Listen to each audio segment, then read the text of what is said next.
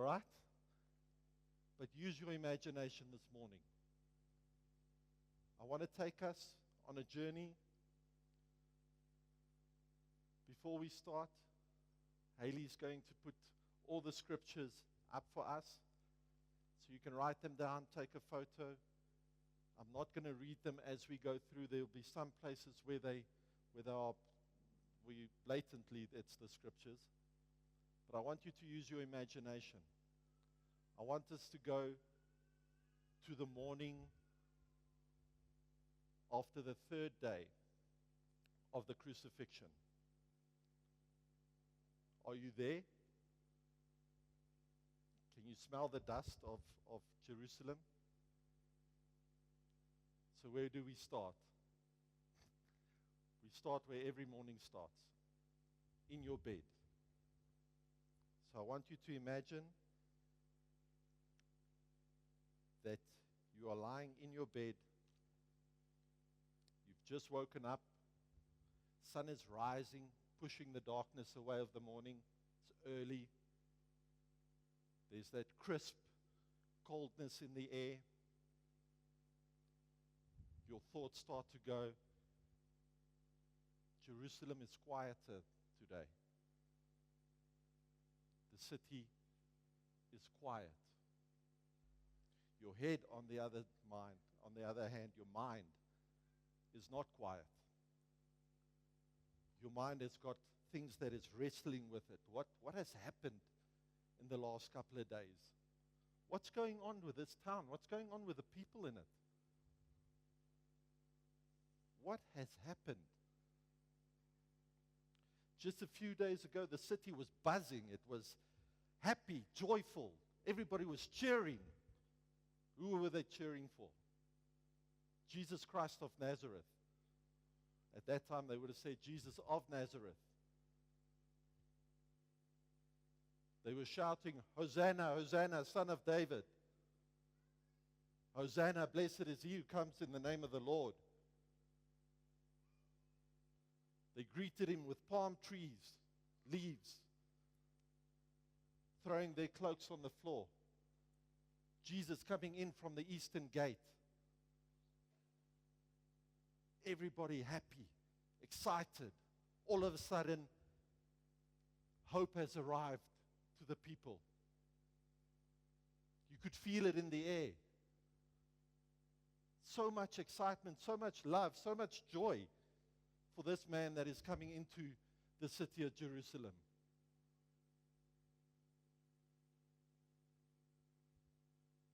As you lie in your bed, you're thinking, man, what changed? You fast forward a couple of days ahead, and all of a sudden, Jesus is standing there. Or Pontius Pilate is standing there, saying to the crowd, I give you an option. I free Jesus, or I free Barabbas.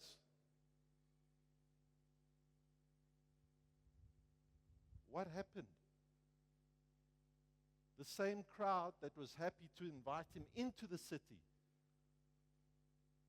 How did Jesus end there? How did he get there?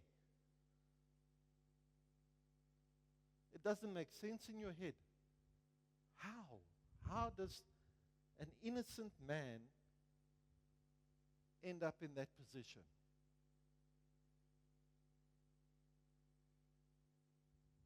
Now, it's your imagination. You can put yourself into the shoes of Barabbas, or Barnabas, Jock, whoever you want to put there.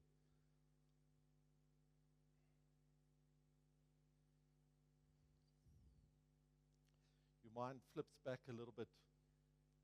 It's our story. We can go back and forth a little bit, can't we? You remember that the crowds shouted as Jesus came into the eastern gate. They screamed, Hosanna, Hosanna. But they also, somewhere somebody must have known in their Torah, in Zechariah 9, verse 9, that it says, somebody must have thought of that. Rejoice greatly, daughter Zion. Shout, daughter Jerusalem.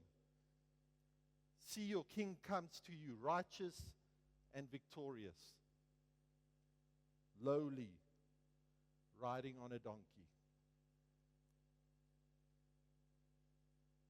If those people knew their Torah, they were expecting the fulfillment of ancient prophecy right before their eyes. That's what they would have seen. Yet they turned on him. Yet you find yourself thinking, Pontius Pilate is standing there with Jesus on one side and Barabbas on the other side. And he's asking you, who shall I set free? To your amazement, to shock, the crowd chooses Barabbas. They choose the guilty man, known criminal, a known sinner, not a good guy. They choose him to be set free. Jesus takes his place.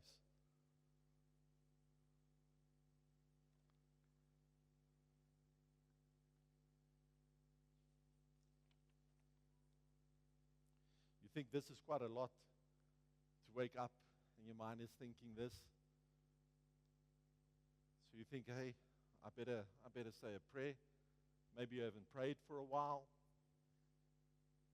Again, use your imagination. If you were a Jewish man at that time, you would have said the Amidah, which is the 18 blessing prayers, 18 blessings, or 19 blessings. And you would have mumbled it, whispered it. Maybe your wife's lying next to you. You would have finished off with Deuteronomy 6, verse 4. Hear, O Israel, the Lord your God is one. And to make it a bit personal, maybe you turn around and for the first time your wife looks at you, big eyes. He's actually praying this morning. Can you believe it? Maybe your husband turns to you and goes, love, are you all right? Why are you praying? You never pray. Something in your heart this morning is telling you that you should pray, that you should move closer to your God.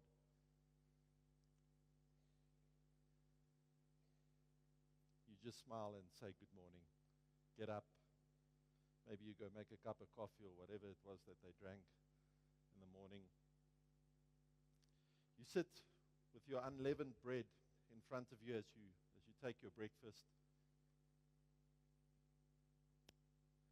As you take this unleavened bread, it has to take you back to Passover, doesn't it? It has to take you to Passover. What does Passover mean? It's the feast of celebrating God's judgment passing over Israel. And you think, wow, lambs were sacrificed. Lamb blood over the corner, the posts of the doors.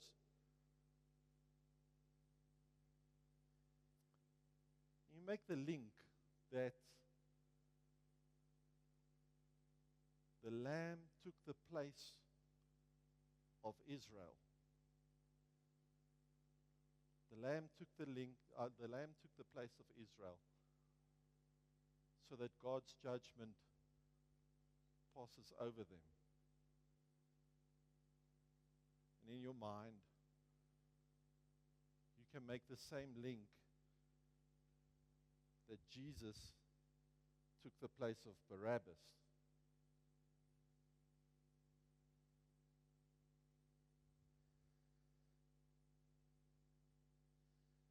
The lamb took the place of Israel. Jesus took the place of Barabbas. Maybe you're thinking Barabbas is a lucky guy.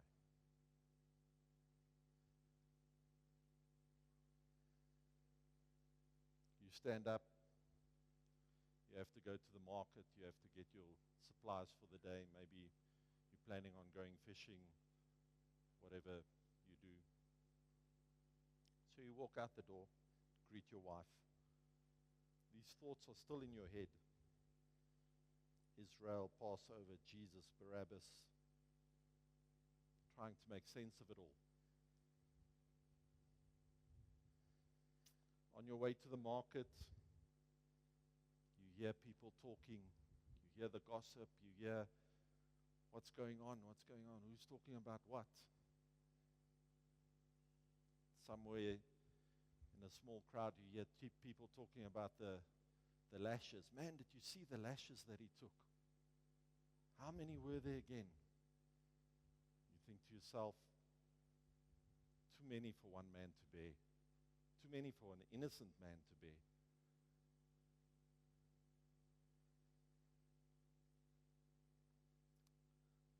Then someone laughs out loud, as normally these things happen. I don't know if it's just me, but in my life that happens when the serious moment is. There's always some wise guy trying to crack a joke. So maybe you hear somewhere in the distance, you hear some guy laughing. Ha ha ha. Jesus of Nazareth said he'd rebuild the temple in 3 days. Where is he now? Part of the foundation or what? Doesn't sit well with you, hey?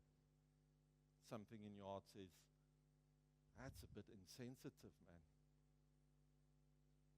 It wasn't right that they crucified him. It wasn't right that they sent Christ to the cross. He didn't deserve it. This man that preached about forgiveness, about love, about all things good. Yet they sent him there to the cross. They took the sinner off of that cross and they put him there. He didn't deserve that.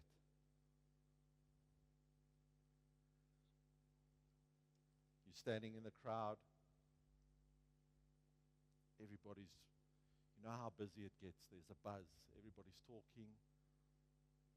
All of a sudden, dead silence. You heard something cut through the noise, but it didn't make sense. You listen again. You hear it again. Still doesn't make sense to you. Somebody is shouting, "The tomb is empty." The crowd is stunned, shocked in the market. You think the tomb is empty? How can that be? Maybe you're thinking, how did he get a tomb?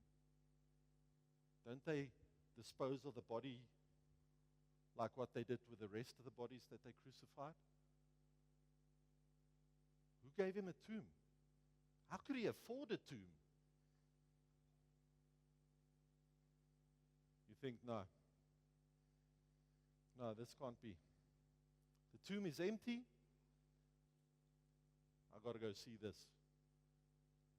So you make your way with a crowd, a small crowd. You make your way to go and see the tomb. You walk up.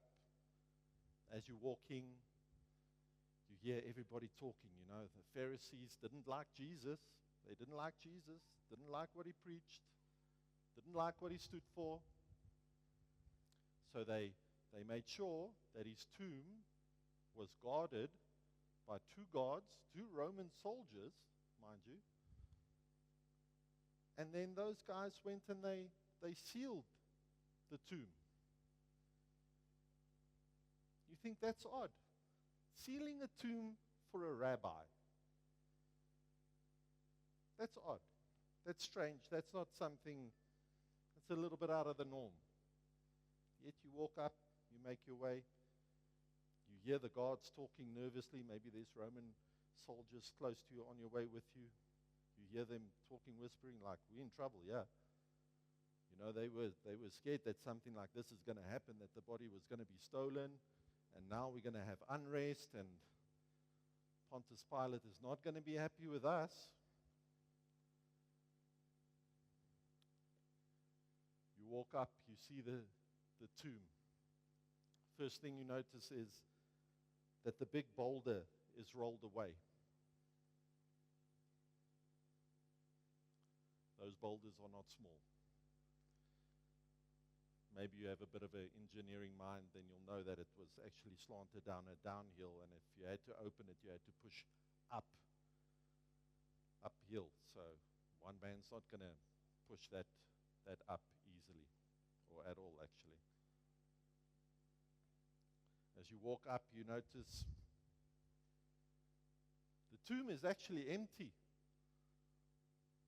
The person that came down in the marketplace wasn't lying. The tomb is empty. As you turn, because the guards by now, they're trying to do an investigation. So they say to you, come on, get out of here. We need to seal off the area. We need to check what happened here. As you turn, your eye catches that seal. You realize that seal is broken from the inside. Strange. Not from the outside. It's broken from the inside. You make your way to the market and you think, this is enough for me, man. I'm going home.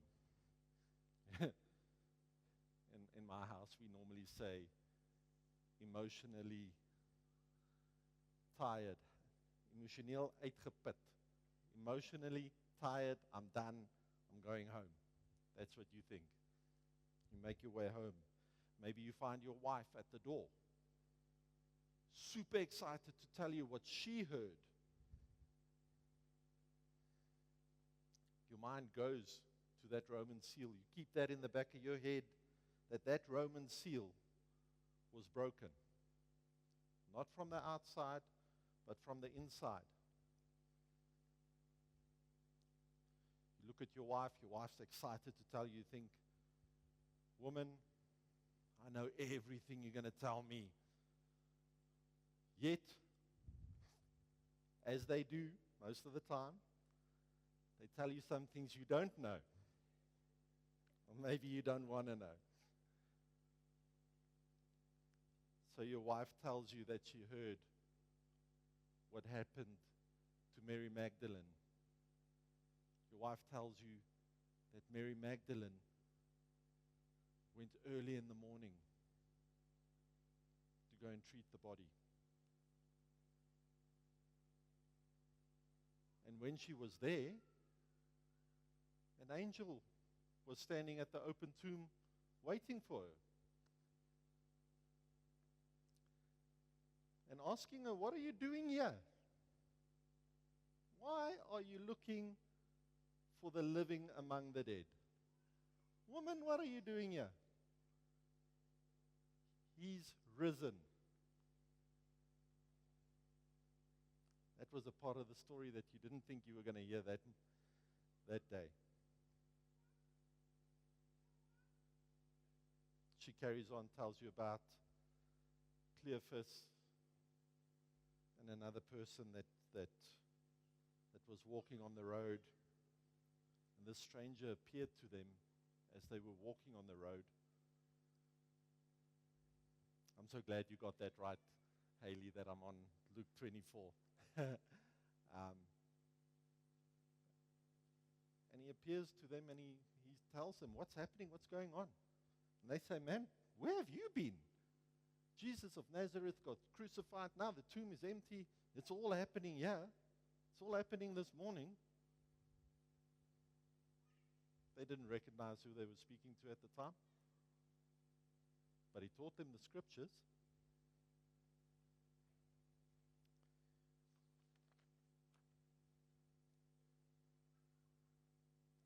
You think maybe the Lord has risen indeed. You have your supper. You're lying in bed. It's quiet. Maybe your wife's asleep. And you think to yourself, that Roman seal that was broken. You think to yourself, that Roman seal represents the seal of an oppressor. And it got broken. Not from the outside, but from the inside. During Passover. Your mind goes to the blood of the lamb that once saved Israel from their oppressor. And now, Jesus took the place of Barabbas. His blood was shed.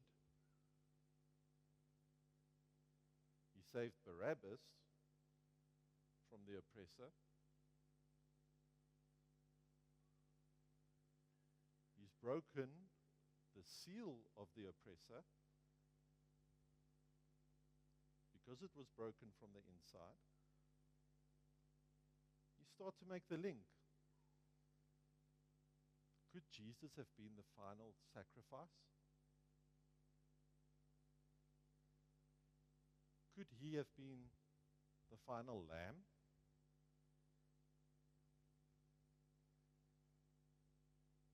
The promised lamb? You realize that the power of Christ, of Jesus, was greater than the authority that was outside of that tomb.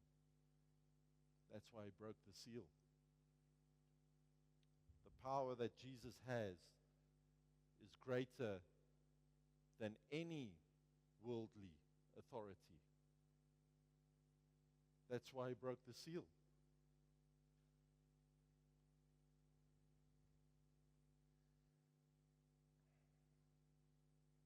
The world tried to place its seal on Christ,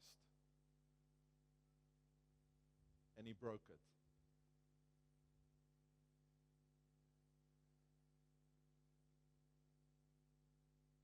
And he rolled away the stone.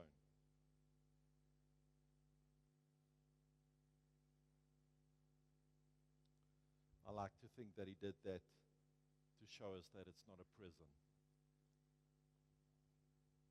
That it's in fact a doorway to him. And now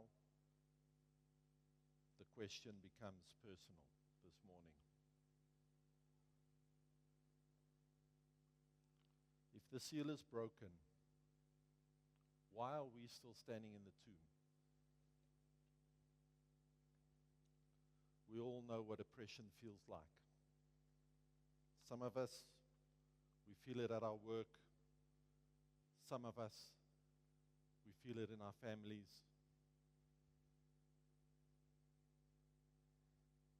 Some of us feel it in our cultures.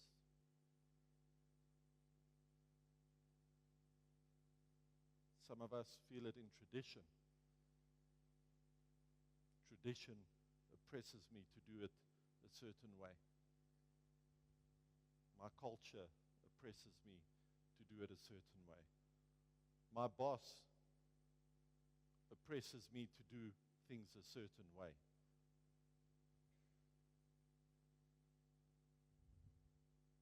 My family oppresses me to do things a certain way. We've all, if you're really honest with yourself this morning, we all know what oppression feels like. If we go even deeper, we feel oppressed about our past. Things we did, things we lost, people we've lost. Maybe you've had an abortion.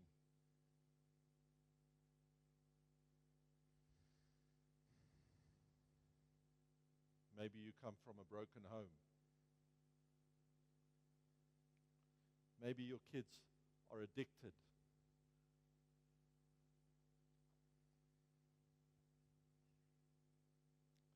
Maybe you've lost your children too soon.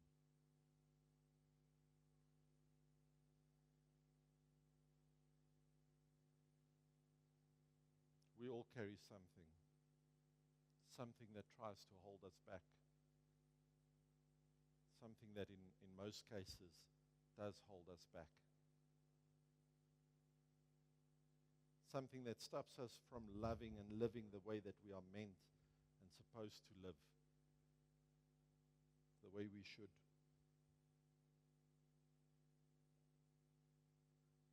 Some of us, it's racism. Some of us, it's materialism.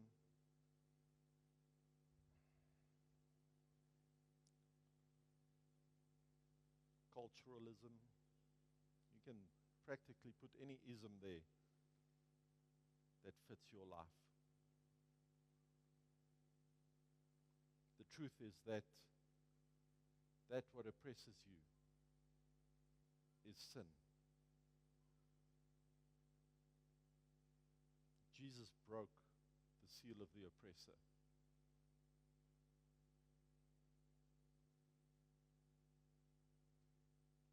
With his strength, he rolled away that stone. Maybe you're sitting here this morning. Maybe he has broken your seal. Maybe the stone is rolled away for you. But you're still in that tomb. You don't realize that the seal has been broken.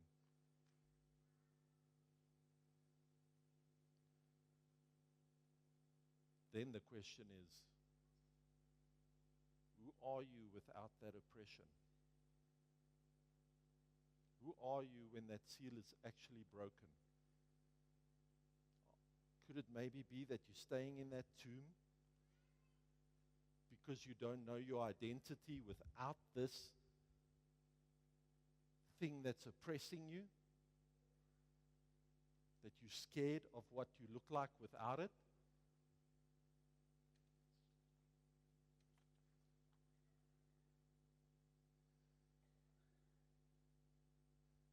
I want to tell you this morning that if you decide to actually walk out of that tomb, you're going to see a desert. Then I want your mind to realize what God did for the Israelites in the desert. Why they had to go through the desert. It's to give them their identity, to shake off everything that the world has placed on them. I want to encourage you that if you walk out of that tomb, that God will be there waiting for you. And for us in this day and age, we are fortunate enough to that the moment that we walk out of that tomb,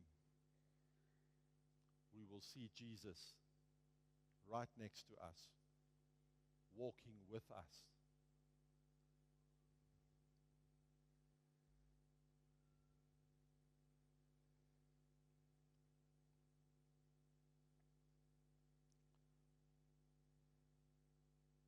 Maybe you'll say, well, you know, Jock, I can't see Jesus. I'll direct you to the scriptures where Jesus made a blind man see. Well, Jock, I can't really walk. You know, Jesus made the lame walk, man. There really isn't an excuse. He's standing outside of the grave. He's calling your name this morning. Just like he did with Lazarus. He's calling you to come. The seal is broken. Stone is rolled out the way. Have the faith to walk out of that tomb.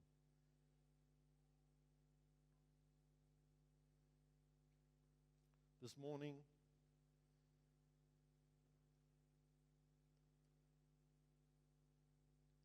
you have a choice. Just as the same choice that people had 2,026 years ago when they heard this. You have the choice this morning of either you believe that Christ rose from the dead, or you don't.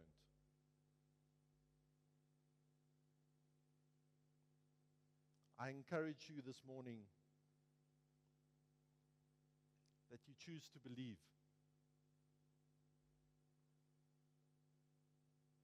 I encourage you to study his teachings.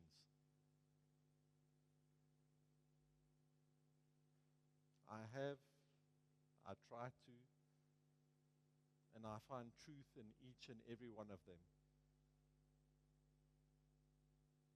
And I encourage you to do the same. I want to end us off, and this is where the beauty of mornings like this happened. I want to end us off with Psalm 23. Now, if you were present through the whole sermon this morning, through the whole thing, you would have noticed that Cindy mentioned Psalm 23. You just got to know how to look for him. And you learn that through studying his word. So I want to leave you with Psalm 23. It reads as follows. The Lord is my shepherd. I shall not want. He makes me lie down in green pastures. He leads me beside still waters. He restores my soul. He leads me in paths of righteousness for my name's sake. For his name's sake, sorry. He leads me in paths of righteousness for his name's sake. Even though I walk through the valley of the shadow of death, I will fear no evil, for you are with me. Your rod and your staff, they comfort me. You prepare a table before me in the presence of my enemies. You anoint my head with oil. My cup overflows. Surely goodness and mercy shall follow me all the days of my life. I shall dwell in the house of the Lord forever. God bless you. Thank you.